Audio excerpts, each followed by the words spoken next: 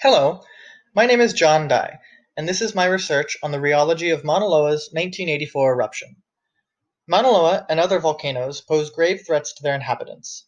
As was seen in the 1984 eruption, lava flows can travel many miles in the course of just a few days, and as was seen in 2018, flows can last for months at a time. The map of Mauna Loa to the right shows the relative speed at which flows reach the sea. The results of these flows contacting civilization leads to vast damages to property and possibly even loss of life.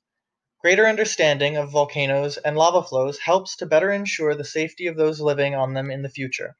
It is hoped that the findings of this study will aid those faced with these dangers for generations to come. Experimentation for this study will begin with measuring the physical properties of the samples, such as specific gravity and heat capacity, along with cutting thin sections for petrographic analysis. Once this information is obtained and analyzed, rheometers will be used to measure the deformation of samples as they move through various temperature regimes. Data collected in these experiments will be compiled to form an Arrhenian diagram that will plot the trend of rheological behavior for Mauna Loa's 1984 flow. This diagram will be compared with other rheological datasets on the island to better understand the relationship between differing volcanic trends present there.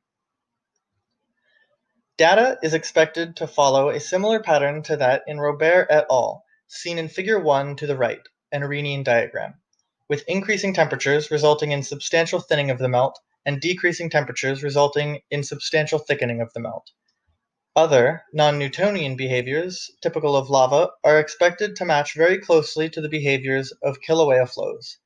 Differences seen between these two volcanic structures will allow for a better understanding of the inner mechanics of the Hawaiian volcanic system and hopefully increase the safety preparedness of locals in the future.